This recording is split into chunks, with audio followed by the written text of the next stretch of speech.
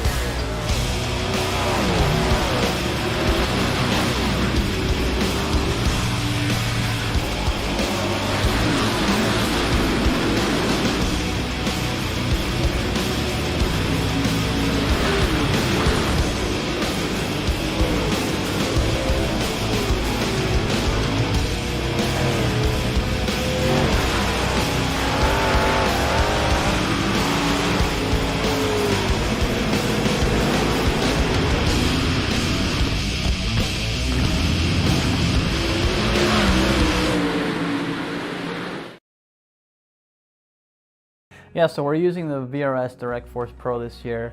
We have a wheel adapter right here, so I'm using the rim I used last year, but the motor right here produces a lot of power, a lot of precision, and it helps me, just feel the car more, feel the car a lot quicker, especially, this week we're at Sonoma. I can feel it, when it hits the curbs, any little change in the car, the wheel reacts a lot quicker than your typical gear-driven or belt-driven wheel. For example, if you're on oval and the rear tires break loose, force feedback on it corrects a lot quicker than your typical wheels. There's no resistance pretty much as far as being able to make quick corrections on the wheel. So all that, paired with how precise the wheel itself is, it makes it to where it helps you as a driver, to find that extra hundredth or thousandths of a second. So when you're getting a direct drive wheel, especially the VRS wheel, it's heavy duty. It's got good weight to it, it's not a plastic toy. It feels like you can really beat up on it. A lot of people have issues with their plastic gear-driven wheels just kind of breaking after a couple years. This thing just feels like it can go forever. The forces are really strong where if you might have to let go of the wheel if you get into the wall. You can adjust all that with the settings on it and stuff, but the wheel itself doesn't play around. It's got way more strength than you could ever need, and that's what makes it good, that you can adjust that down to whatever the car needs. So initially you'll be able to get the controller box and the motor together, and eventually you will be able to add a rim onto that option. They'll also be including a button plate on it to put on the rim to have all sorts of different buttons and functionality. Also, pedals are coming, so that's a pretty big deal as well.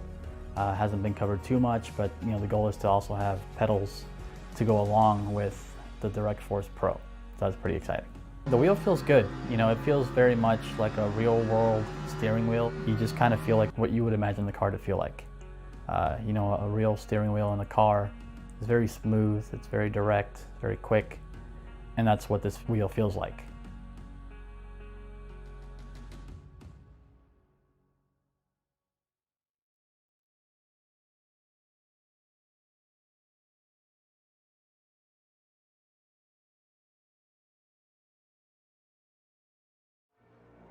Welcome one and welcome all to SimSpeed TV, to what is still a very brand new season of the Virtual Racing School GT Sprint Series on the iRacing service. And what a track we're at for this round.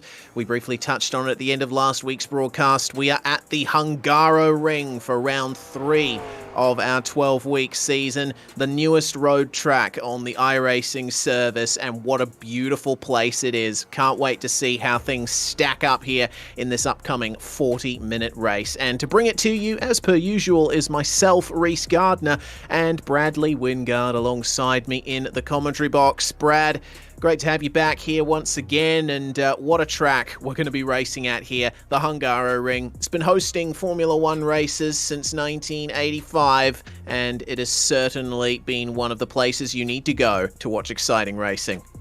Yeah, good evening, Reese. Good evening, everyone else watching at home or racing if you're listening as well. Hungaroring is, like you said, it's a fantastic track. The first race to be driven behind the Iron Curtain in the late 80s. And the Monaco without the buildings, and I think that's a very apt definition of such a twisty and demanding track. Yeah, absolutely. You do have some reasonably sized straights in the first and last sectors, but other than that, you're turning the whole way around this place, particularly that back section from turn 4 all the way to turn 11. That is just non-stop cornering. You don't get any time to rest there in the back section of the circuit. It means that it's probably going to be hard to pass in that section, but of course we do have the hairpin of turn 1, and you can certainly send one up the inside of turn 13 and turn 14 if you're brave. Let's see what the drivers decide to do here. Of course, we do have to think about pit stops as well, but we will go through to that when the time comes. Does seem to be that, strategy is the big deal in Virtual Racing School GT. And the pit window for this one, Brad, is a little bit wider than we've seen in the past, all the way from laps 4 to 19. So that's an absolutely huge window the drivers can tweak their strategy within.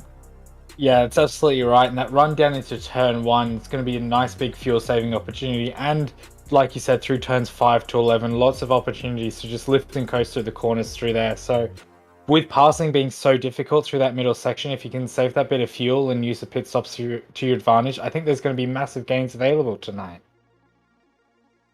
Yeah, I think so too. Of course, the race estimated maybe 23 laps if the pace is very quick, but I think it's likely, more likely, that we'll get to the 22 lap mark, considering the pit stops. Either way, the drivers are in qualifying at the moment, and the session rapidly ticking down. Currently on pole, it is Adam Willison, and we're seeing the majority of our 22-car field here setting lap times, and look who's made an appearance. It is someone a bit familiar to us here at SimSpeed TV. Daniel Yeatman in the Audi. He's run a time well enough for second place provisionally at the moment, Brad, so repping the Aussies very nicely. Yeah, Dan loves this car. It was one of the first cars that Drop Bear had painted, and by God, it doesn't look good if I don't have a humble team brag there. And Dan is always a fan of the GT3 cars. He ran it in multiple series throughout the year, and back again. He basically matches his fastest time. He's still holding on to second place, but still 4/10 off of Adam Williamson in pole. Yep, Adam Willison is also of the AusNZ club, and Claire Mason is making it an AusNZ 1-2-3 right now, which is pretty awesome for us. Thomas Orthoff, meanwhile, I might have seen a little tap of the brakes there in the middle of the turn, but hang on a minute. There we go. 1 minute 45 flat for Mr. Orthoff. He probably won't be too happy with that time, but he will be able to get another lap in. Miroslav Sopko, meanwhile, does not. But Miroslav, he's currently 16th at the moment, so I think he can certainly work his way forward from that. What about Arnold Collado in the number 19? He'll want to improve on a 1 minute 44.094, but to the pits he goes, and that's demonstrating the pit entry there, Brad, which the drivers are going to have to navigate. It's basically a corner in and of itself. Yeah, it really is. It's very Nürburgring Grand Prix-esque, which I guess, given the time that it was built, makes a lot of sense. Not quite as tight as the last corner at the Nürburgring, but very similar indeed. And Keisuke Matsuda finishes his lap, finishing 11th with a 44.1. Still have a couple of cars out on track. Chris Zacharopoulos, I think I got that near enough correct, in his Ferrari sits at a 45.46 at the moment. He's on his last time out, coming out of the last corner. Of course, Hungary, like Spa and the Red Bull Ring, does have its 4 tyre track limits at quite a few of these corners, so a lot of room to be used there, and does a 45.146 on his second timed run. Interesting to see that our top iRating driver in the session here, Edu Fernandez Morales, has not set a time and will be starting pretty much dead last at the back of the grid. Mikael, well, he's currently on a lap right now. He has not managed to set a time at all in this session, and I would suspect that he can't this time either. That's the third lap of the 2 laps he's allowed, so I think he's just getting some time in, some track time to get his eye in for the race. He's not going to set a time here in this session. Well, as it draws to a close, we can go through the grid. As I mentioned, it is an AusNZ 1-2-3. Adam Willison, Daniel Yeaman, and Claire Mason. Mason will start alongside Sasha Abrecht, with Rehan Hakim, the Indian, starting alongside Tim Keisner to round out the top 6. Then it's William Gilbourne in 7th alongside Stephen Bird. The top 10 rounded out by Arnold Collado and Ricardo Novo, with Keisuke Matsuda and Daniel Kantner rounding out the top 12. Second group of 12 pretty much brings us to the end of the grid is Brandon McElroy and Luca Oneste Wilms in 13th and 14th. Michael Lang and Miroslav Sopko rounding out row 8. Thomas Orthoff and Chris Zacharopoulos in row 9. Then we have Cody Geyer, the last car to finish a qualifying run. Sorry, I'm getting all tongue-tied. Edu Fernandez Morales, Mikael, and Alexander H. Wren rounding out our 22-car grid tonight. So this is going to be interesting to see if Mr. Fernandez Morales can work his way up through the field from that 20th place start. Of course, we also have the Aussie 1-2-3 up at the front of the field. Will they be able to hold off the advances of the Euros behind them? I think everyone's going to be dealing with the same kind of latency here, as it is going to be an international server with everyone from various regions of the world competing in this series. So looking out for a few more drivers who might be able to work their way forward. Stephen Bird is car 3. He has the 3rd highest iRating of anyone, and he's starting out of 8th. So if he can make some moves in the first laps, that'll put him on for a pretty good race if he can nail the strategy. Yeah, that's exactly right. And I think strategy here is going to be absolute king over raw pace. Obviously, the guys on the front row, Adam Willison and Daniel Yeaman, have that clear track advantage, and everyone else behind is going to probably have to rely on pit stops or a bit of bad luck for everyone else. But it will be interesting to see how those fast guys do make their way through this very twisty track. Indeed it will. Looks like the time has ticked down to 0. The pace car pulls away, and we're going to get ready for a start here. Another one of these circuits that starts the formation lap on the back stretch of the circuit, so the drivers don't have to work their way through the very twisty middle section side by side. Let's see who gets the best start out of it. It is a Porsche on pole position. It is an Audi starting alongside, with Claire Mason in the McLaren. A very mixed field at the front here. A lot of BMWs in there too, with a Lamborghini and a Ferrari or 3 I can see further back, but the Audi, the most popular car tonight. So, Adam Willison and Daniel Yeaman level as they come up to the green flag. Willison goes early just before the green flag flies, and we are racing at the Hungaroring. Immediately defensive there from Willison, but he doesn't have to worry about the attack from people behind. Daniel Yeaman might have to worry about Claire Mason though. The run into turn 1. Mason just about backs off, but Yeaman turns in anyway, and through they go. They make it through nice and cleanly, and the first half of the field at least, and it seems the back half have made their way through nicely as well. It is side by side just about between Rehan Hakim along with Stephen Bird and Tim Keisner there, pushing each other very hard as they make their way through the first sector. Then, oh dear, BMW off there. That's Keisner dipping a couple wheels off into the grass and losing a couple of positions. Not what you want on the first lap, especially now they come up to this very twisty section in which it's hard to pass. Yeah, that's exactly right. Oh, geez, who was that in the background? Just had a massive spin on the wall and contact as well. Oh yeah. Okay. Fernandez Morales and Goulbourne. Yeah, I'm not quite sure what happened there. I think Goulbourne got a little bit of the grass coming out of turn 4. We'll get a VRS replay of it right now. What does happen? Bit of squeeze through turn 2, down through turn 3. There's the BMW off on the left-hand side. Coming up the hill, everything looks normal. Is it the bump on the apex? Oh, it's nice bump on maybe exit. A bit. And right there, oh, that is where Morales absolutely collected William Goulbourne. I think just a very unfortunate coming together of 2 cars on the opening lap. Goulbourne made that mistake by himself. This is the view from Morales. The Red Sea parts, and, well, there's really not many places you can go. Yeah, very, very unfortunate accident there, and yeah, I'm not even sure what you can say with that. Everyone that was involved did the right thing, but it was just a bit of an unfortunate coming together with a completely blind incident.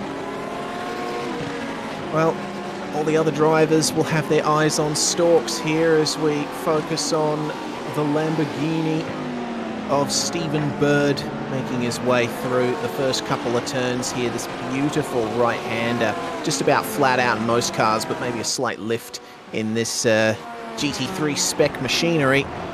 It's currently fending off an attack from Rehan Hakim and Ricardo Novo, who are starting to come together themselves, and through goes Novo. Oh, he might have pushed it a bit too hard. Hakim is going to get him back here at the exit of the turn, and they do touch panels, but my goodness, what a battle this is, and it's over just like that. Ricardo Novo going for a move that was frankly never going to work on Rehan Hakim.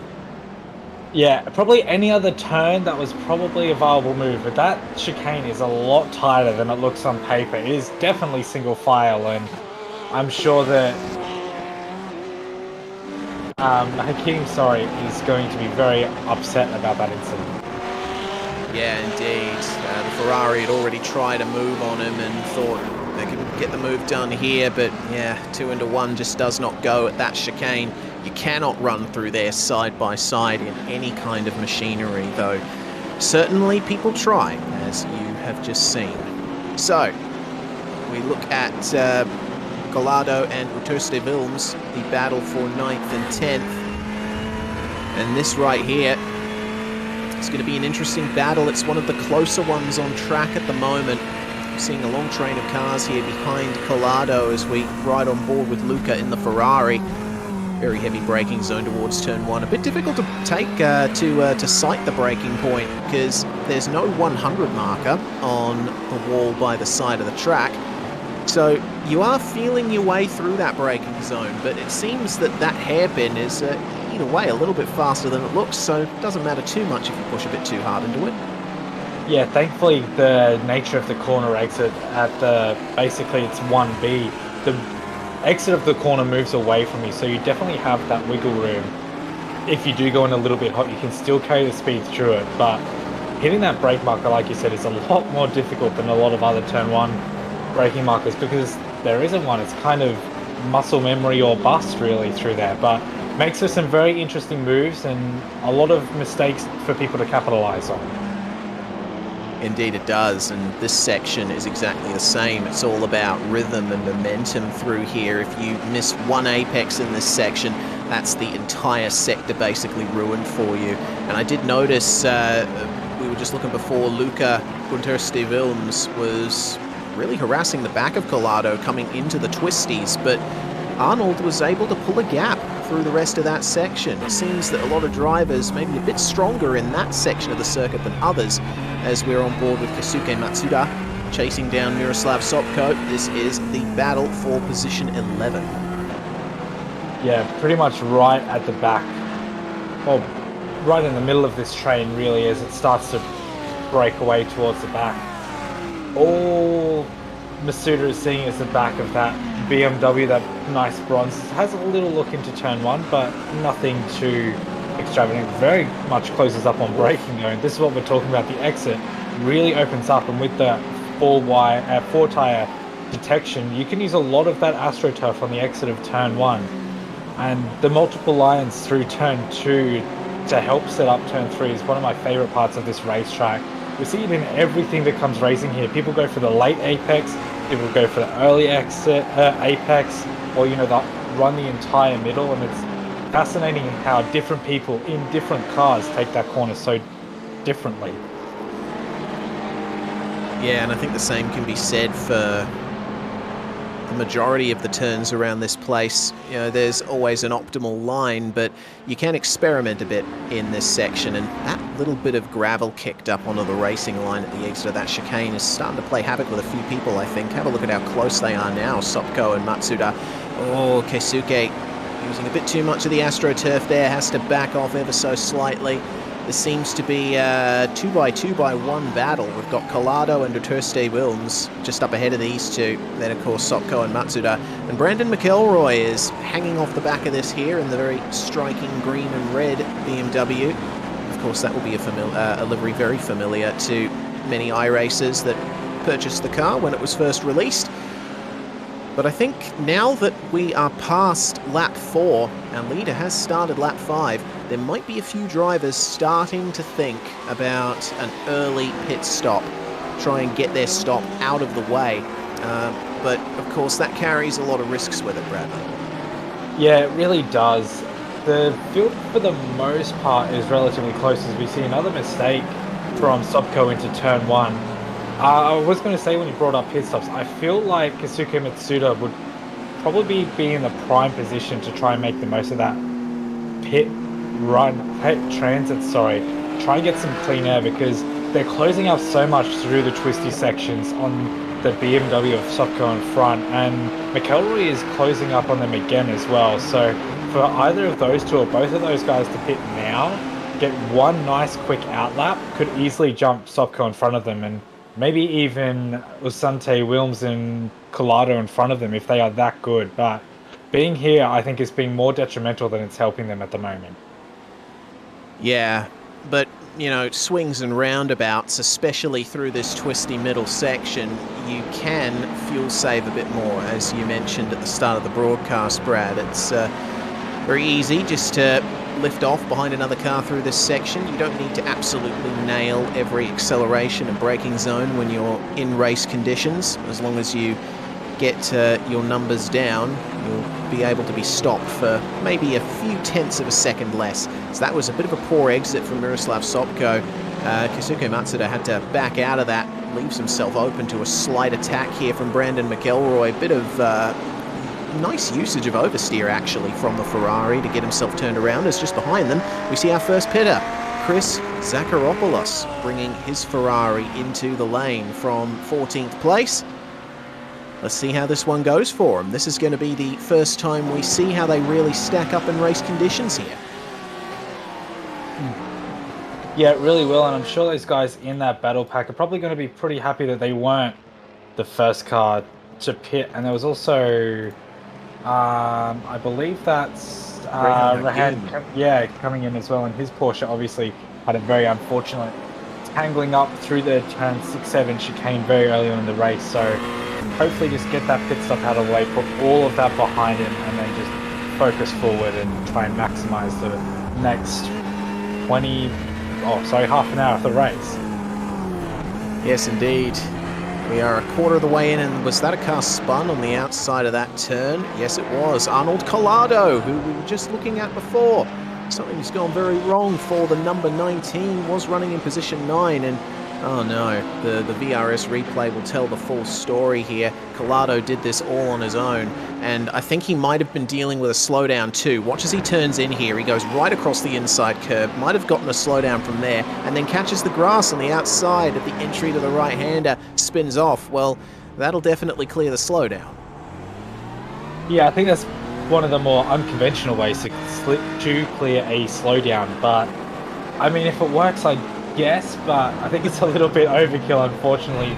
Now running down in, I think that's 15th or 16th position, so big amount of time lost compared to Haisner or Vicente Wilms, who's coming down the main straight now, so big chunk of time lost.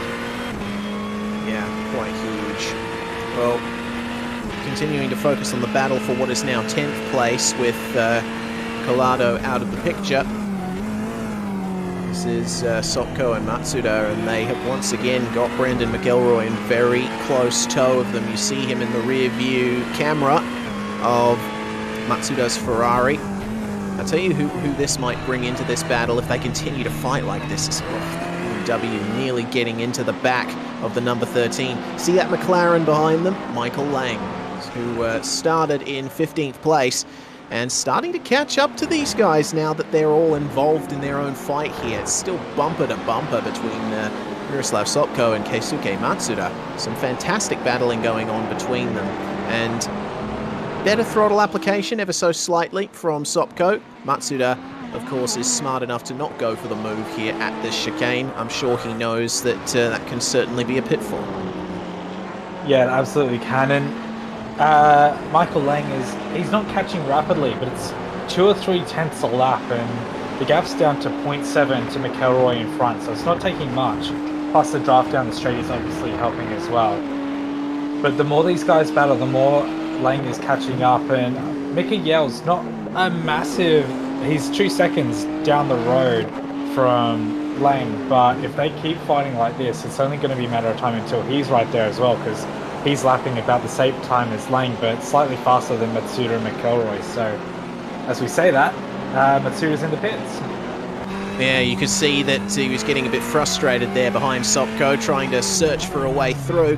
Well, now all the way down to 50 kilometers an hour he goes, and we'll see what the Japanese driver can do to overcome his fellow competitors in that battle for the last position in the top 10. The fights continue out on track, though. Here's Albrecht and Bird. Bird, of course, in the Lamborghini, chasing down Sasha Albrecht. And the This has been a tight battle throughout this race so far.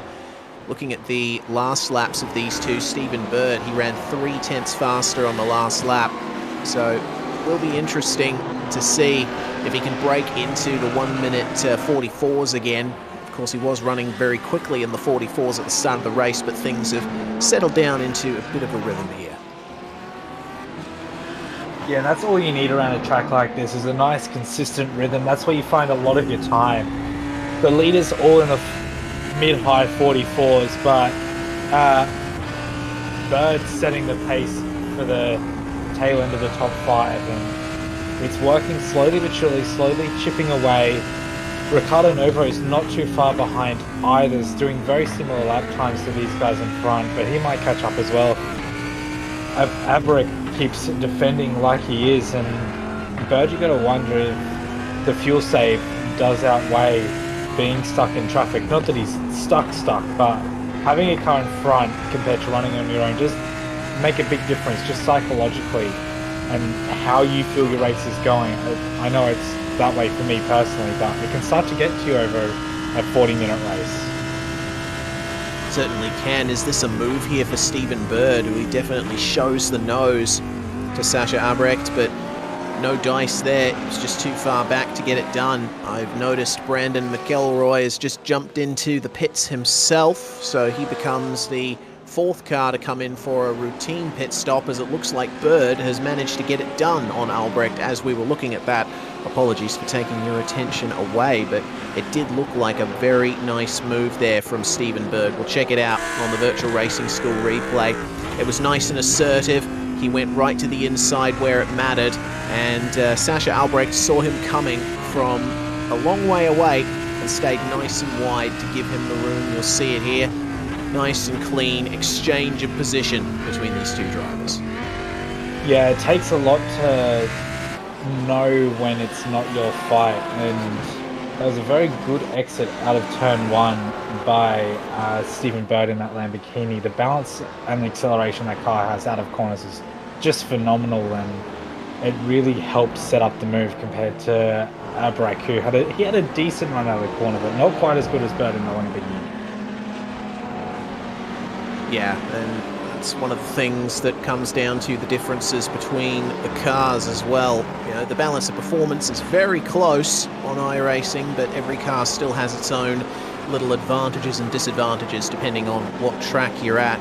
We're checking out the battle between Arnold Collado and Mika Yell right now. Collado trying to recover from that slowdown and spin that we saw from him earlier. He has not come in for a stop just yet. And elects to avoid the pits that time around as well, and seemingly losing out to Mika Yell there in the final sector, as I noticed Michael Lang in the pits in the McLaren. We saw Michael with that NASA McLaren drawing up onto the back of the battle for the top 10. Let's see if this pit stop works out for him and he can gain an advantage on his rivals. In terms of pit stop times, we've run the gamut pretty much. So the quickest pit stop so far, 4.7 seconds from Rehan Hakim, 6.9 for Chris Zacharopoulos. Brandon McElroy was stopped for 8 seconds, and so was Michael Lang. Keisuke Matsuda, meanwhile, he was stopped for 17 seconds. He's lost out massively. I'm thinking that might have been a penalty, or maybe putting in a bit too much fuel. But have a look here at where Lang has come out, right ahead of Rehan Hakim and Chris Zacharopoulos. It is the battle of the drivers that have pitted here, and they can go to the end. Yeah, this is going to be really interesting, and that's also kind of, I guess, a bit of a, not a psych out, a bit of positive reinforcement for Hakim to know, yeah, okay, I had that bit of a spin earlier on in the race, but these guys have been fighting at the tail end of the top 10. So being in that battle pack is a bit of reassurance for him. So all he has to do is stay here, not do anything stupid, and he could be on for a very good result after what was a pretty unfortunate start to the race. Yeah, remember Hakim started in 5th, so he would certainly like to gain a few more positions before the end of the race. If he can get within the top 10, I'd call that a successful night, considering what happened between himself and Ricardo Novo earlier. But looks like they've settled into a rhythm already. Michael Lang, of course, coming out in front, and with the freshest tyres, he can afford to drive a bit harder and pull out a bit of a gap. Here's the battle for the top three, meanwhile. It's still Adam Willison, Daniel Yeaman and Claire Mason running in that order. Stephen Bird, of course, making his way up to fourth, and it's been a great charge here from Stephen Bird. He's made up 4 positions on where he started, and he has, of course, taken advantage of a couple of mistakes for other drivers, but that's also on outright pace as well, which I think is quite impressive. Yeah, the qualifying overall wasn't massively tight, but the top 5 or 6 spots were really, really close at the end of qualifying. So to be able to make those spots up on pure pace alone, like you said, is just an absolute testament to how well he's driving that Lamborghini. And we've seen bits of him throughout this race, and that pass on Sasha Abrek a couple of laps ago was a very good demonstration of that. And he's now lapping faster than Claire Mason, about half a second a lap last lap. And just off the pace of Adam Williams and Dan Yeaman in front of him. So he could be on for a podium here if he plays his cards right towards the end of this race. Certainly could. Remember that pretty much everyone inside the current top 15 has yet to pit, so there's still plenty of ways this race can go, as we're just over half a minute away from the halfway mark of this race. 20 minutes have passed and 20 to go. Stephen Bird holding off the advances of Sasha Abrecht and Ricardo Novo, who's continuing to try and lurch his way forward as well. Novo, of course, making a little bit of contact in a few places along the way, but doing well all things besides. There is Collado into the pits, and remember that he was battling down there with William Goulbourne and the likes after his spin. Be interesting to see where Collado can come out relative to the Michael Lang, Rehan Hakim battle. Not close is the answer to that, because they are... Oh, actually, I was wrong. They are very close. The opposite of what I was saying. Oh, Collado's come out right in the thick of it. Oh, maybe a little bit of contact there with Rehan Hakim at the apex of turn 1.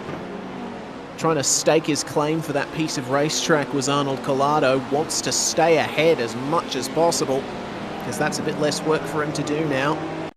We'll get the virtual racing school replay of that amazing pit exit there from Arnold Collado from the perspective of Rehan Hakim. There is the BMW just up ahead, and Hakim's thinking, oh, you know, we're going to be side by side into turn 1. I might be able to go for this. No, he's just a bit too far ahead. I think pretty well played there by Arnold Collado to stay ahead. Yeah, it absolutely was, and kudos to Hakim for giving him the space as well. Just enough to work with. They didn't really trip each other too much, because if they do, of course, Zacharopoulos is right behind them, so that would have been a 2-for-1 for him if something did happen. But now they all race line astern, and like we've said, rhythm is everything around here. So if these guys can just follow... Lang is not slowing that McLaren. He's not really holding the other 3 behind him up at all. So if they can work together, this could be a very strong result, maybe just outside the top 10 after all pit cycles come through. But William Goulbourne is still set to pit, so that would put them inside the top 15 when he comes through. Continued advance forward from all of these drivers. 2 of them, Collado and Hakim, recovering from incidents sustained earlier in the race. Is there going to be a move down at turn 1? I suspect not. These drivers are just too far apart for any big banzai moves to be made just yet, though maybe half a car width wide of the apex was Michael Lang, and that's potential there for Arnold Collado. Let's skip forward just a little bit. Daniel Kantner, we ride on board with, and that's Tim Keisner in front of him in the BMW, making their way towards the final few corners of the lap. And these two, looking at their last laps, it seemed that Tim Keisner much faster than Daniel Kantner. Wondering if a move was actually made in the last few moments there, because that's quite a pace difference between those two drivers. But seems to me that they're working out all right. Seems that they are teammates as well, so they will want to stay out of each other's way. They are running quite strongly there in the top 10 as things stand. Yeah, they really are. Tim Keisner started 8th, started 6th, is now 7th, and Dan Cantona, started in 12th and is now 4th. So good running by both of them. And yeah, I was about to say this battle is absolutely kicking off in the later half of this lap. Oh, goodness me.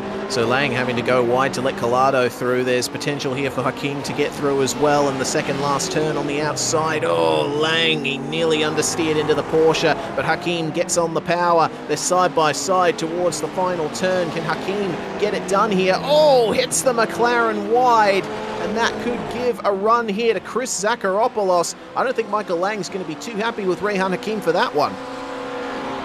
I don't know who was at fault there. I feel like Lane came down as Hakim came out. I think it was a bit of a 2-for-1 incident, and still on the inside is Zakharopoulos and gets that move done. Lane is still kind of there if he wants to go for a Hail Mary into turn 2, but I think he's kind of consolidated that 19th position for now. But God, that Ferrari and that McLaren look fantastic on track, and I think they're one of my favorite paints for today. Sorry, Dan, I know you're listening, but those two cars look fantastic. Yeah, they certainly do. They're very nice paint jobs there. Well, it's unfortunate there for Michael Lang. He, in the space of half a lap, he's gone from the front of that pack to the rear of it. So let's see what he can do now in the final stages of this race. The final 15 minutes, in fact, because we're just coming up on 15 minutes to go. Meanwhile, our leader, Adam Willison, there is absolutely nothing anyone can answer to him for. Daniel Yeaman has been able to keep himself within 2 seconds, but that gap's just staying even now. Doesn't seem like there's much to be done about it from here. And Claire Mason is not making any impression on the top 2 either, so it seems to me the closest battle on track here between Albrecht and Novo continuing to rage away, and it looks like we're going to be seeing a flurry of pit stops here in the final stages. The question is, how is that going to shake up the field? But either way, it seems that the majority of drivers going for a long first stint here. Yeah, and if you're the leaders, you've got to be a bit careful, because if you pit now, you're going to come out around Cody Geyer, Thomas Althoff, William Goulburn, which is not ideal. That puts you right into traffic at a track that is very notorious for not being able to pass at. So they are probably going to want to drag that out as long as they can, and I'm surprised we haven't had as much pit action as I thought we would early on in the race, but obviously for the leaders the smartest option for them is to go as long as they can. But we had a small shake-up, but I was expecting a little bit more. So was I, and seems the majority of our top 10 there avoiding the pits themselves for this time. Yeah, Unterste Wilms there leaves the pits for another lap, so does Miroslav Sopo behind him. What about Mikael? Are you going to go in? No, you're not. Seems like lap 15, not a very popular time for anyone to come in as things stand. And of course, Brendan McElroy, running in 15th place, is the leading driver to have already pitted. So keep that in mind as the race continues. Hakim, meanwhile, well, he made up the position on the McLaren of Michael Lang, and now harassing the back of Arnold Collado. Do either of them go for the pits this time by? No, they don't, because they have already pitted. These are yet more of the drivers who will undoubtedly make up a few positions as things go. Just seen Ricardo Novo losing a position to Keisner and Cantona. Something's gone very wrong for that number 5 Ferrari. We'll check it out on the Virtual Racing School replay.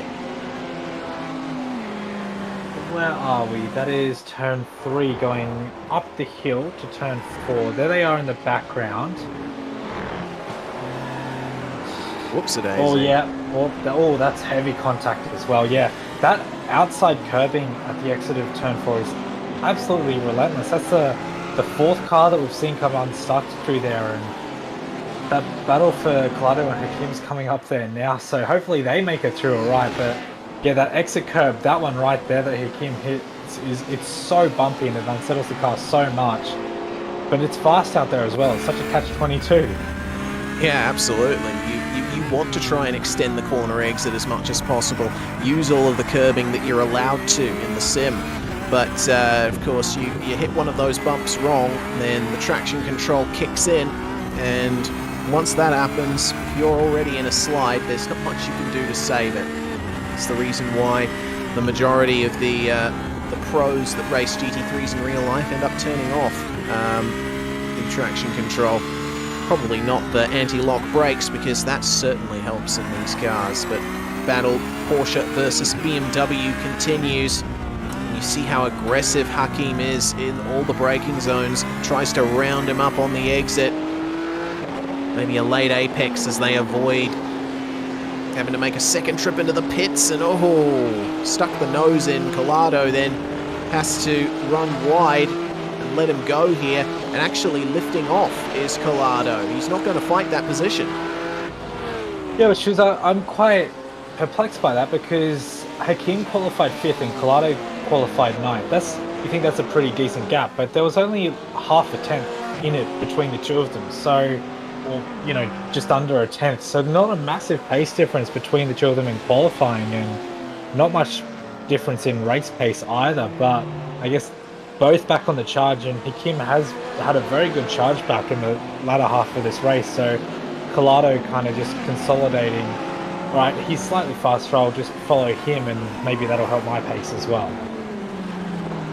Yeah, that's entirely likely. Maybe Collado's suffering from a bit of fatigue. Maybe his tyres aren't where he wants them to be, and he's just backing off to try and consolidate the position, make sure he gets to the finish. Well, Ricardo Novo in the number 5, we saw him have that incredibly heavy hit with the wall, but interestingly, it doesn't seem to have damaged his car. I'm looking for damage on it, and despite that heavy hit, there doesn't seem to be anything whatsoever on that Ferrari. So I think that Ricardo Novo has gotten away with quite a bit there. Yeah, I think he might go down the shops and buy a scratchy or something after this, because you think a heavy hit like that, that's your race done. We saw that incident on lap 1. That was 2 cars pretty much out of the running and retired, being Fernandez Morales retiring at the end of lap 1.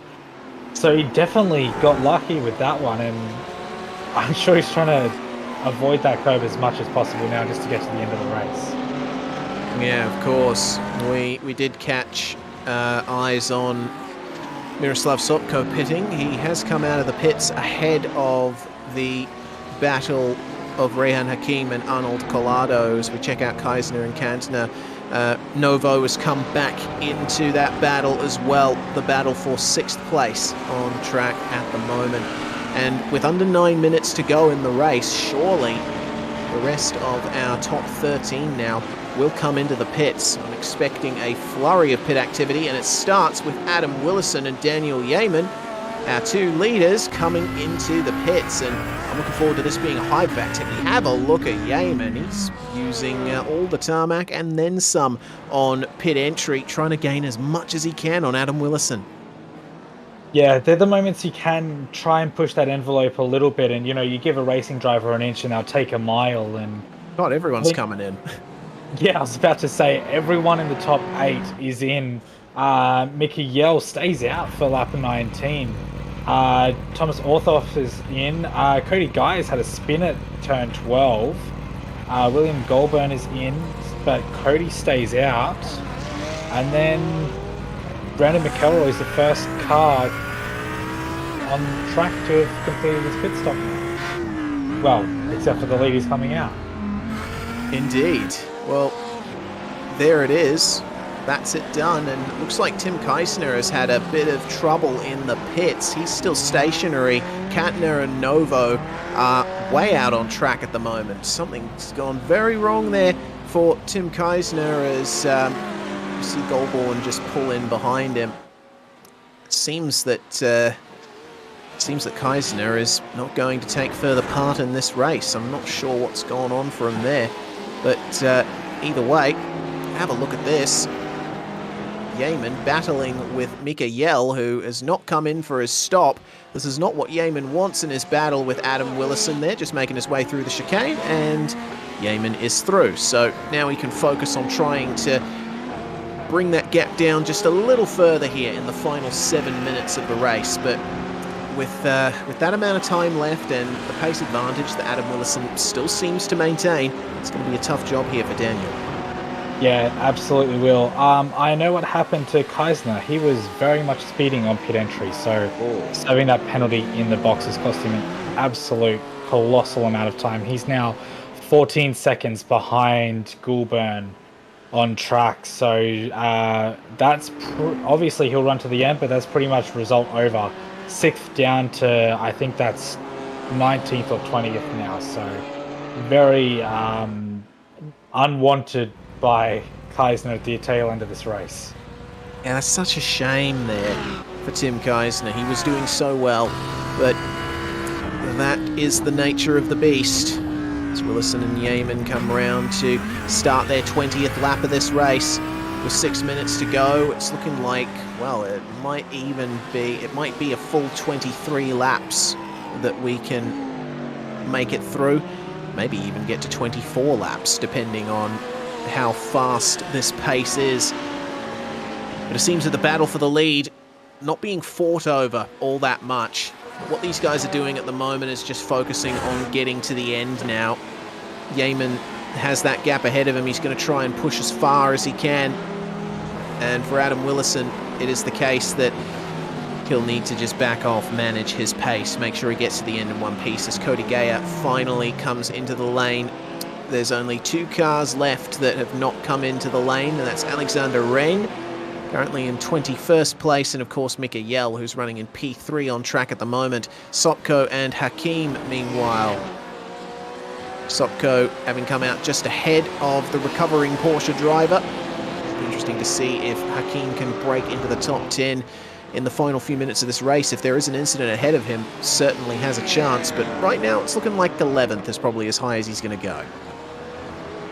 Yeah, it's a great recovery drive though. You're talking about Mikael not having pitted yet. He is clutching at every single corner. I think he's trying to make this on a no-stop. He has 2 laps to go. I don't know if it's possible. If he does, absolute kudos to him, but penultimate lap now. This is going to be really, really interesting. I kind of hope that he does make it. Yeah, I hope so too. It would inject some great excitement into this race. That's actually fantastic what Mikael has managed to do.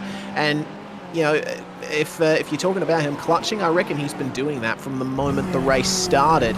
He probably came into this with the idea of making it a one-stopper. There's certainly plenty of places around this track where you can lift and coast and save a bit of extra fuel.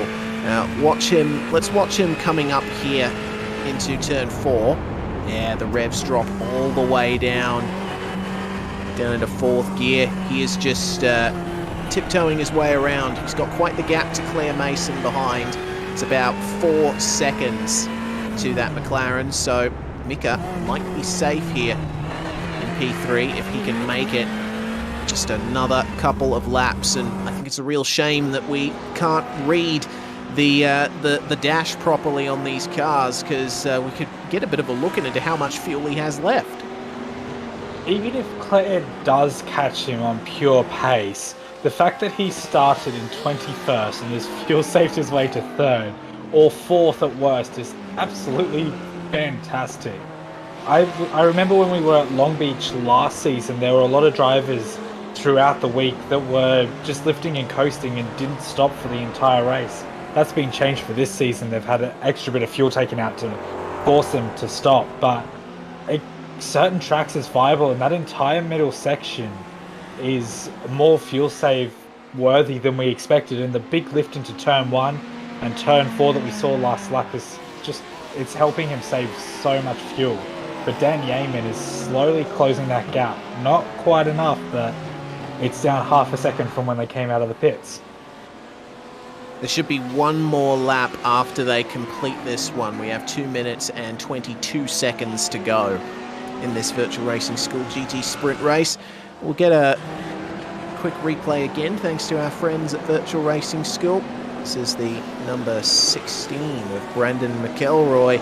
Something went wrong for him there.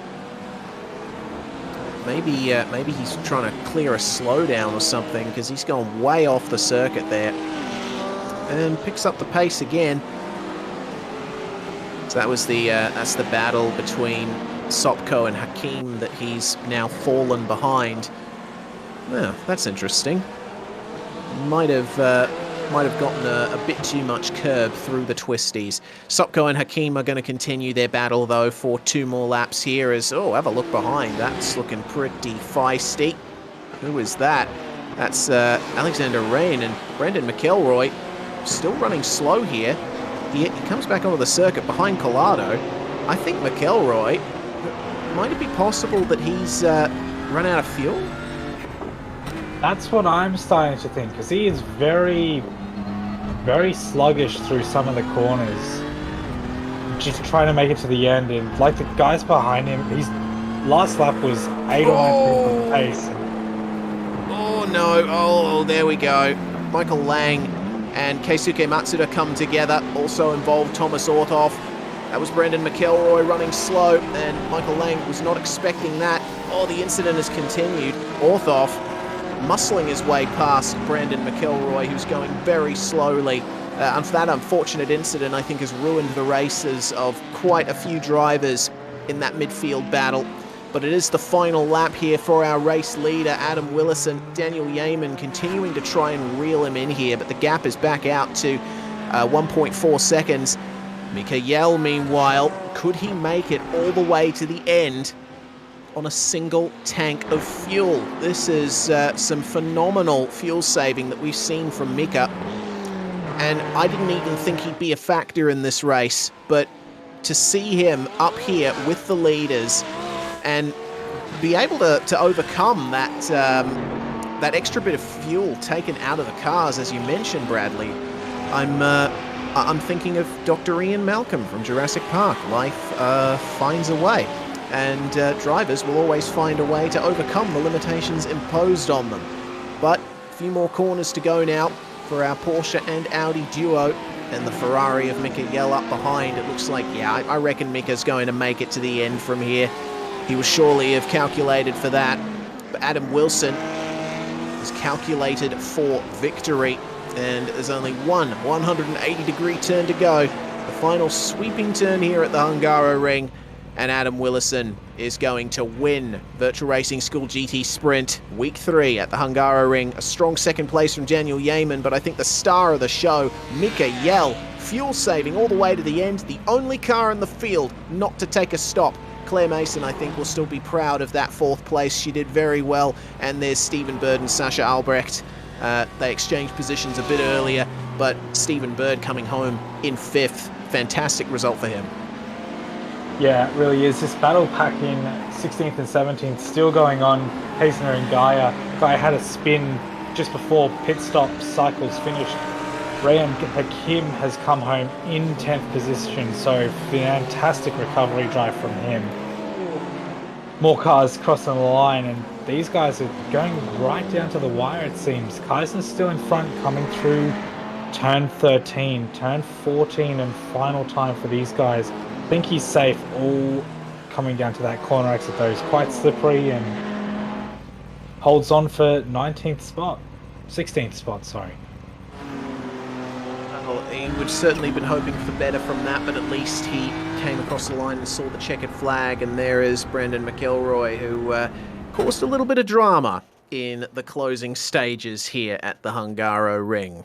So with that, we can go through our unofficial race results here in Hungary, just outside virtual Budapest. Adam Willison by 1.1 seconds from Daniel Yeaman, with Mika Yell again with that brilliant drive, coming home 3rd after starting 21st and not taking a pit stop. Claire Mason, Stephen Bird round out the top 5. Then it's Sasha Albrecht, Daniel Kantner, Ricardo Novo, Luca Unterste-Wilms, and Rehan Hakim actually recovering to finish in the top 10, which is good to see after the incident with Novo in the opening laps. Yeah, Arnold Collado comes home in 11th after his little spin at turn 4. Miroslav Sopko in 12th, Chris Zakopoulos in 13th, William Goldburn in 14th. Keisuke Mitsuda comes home 15th after all of their troubles throughout that race. Tim Kaiser in 16th after his stop-and-go penalty for pit lane entry. Cody Geyer in 17th, Thomas Orthoff in 18th, Brandon McElroy in 19th, Michael Lang in 20th, and then Alexander Wren finishing 1 lap down, and Fernandez Morales out 22 laps down after the contact at turn 5 on lap 1. Yeah, big shame there for Edu Fernandez Morales. If he had qualified, I reckon he might have been in with more than a chance at battling for the win here tonight. But I guess he'll have to wait for the next opportunity next week at Road America. That's where we're going next week. And it will, thanks to daylight savings coming in, it will be 9 p.m. Australian Eastern Daylight Time. It's going to be the same time for everyone in Queensland and Western Australia, on the other hand. 10 o'clock GMT if you're international. You can catch us on the Wednesday, the 6th of October. Who's going to come out on top at Road America? The draft is going to be very important at this track, a classic American road racing venue. So that brings to an end proceedings for tonight. I'm Reese Gardner. It was Brad Wingard alongside me in the comms box, and Jay Kennedy on production as per usual. Hope you enjoyed this race here on SimSpeed TV. Make sure to subscribe to us on YouTube so you don't miss another second of hot sim racing action. From all of us here at SimSpeed, it's bye for now, but not forever.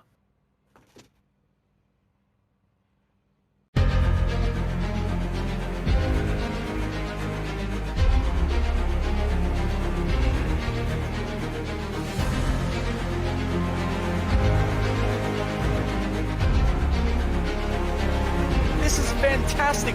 This is GT racing right now. He's got traction, he's going the outside of both of them! Maloney! Oh, he's taking Anderson. Anderson's up to him. Oh my God! Big crash. Oh my goodness, half the field's going to get rolled. Second very close. These guys, I want to make their way through the field very quickly. Oh, there we go! Oh no! That's massive! This is it! This is over! I can't believe this! Oh my God! God, what?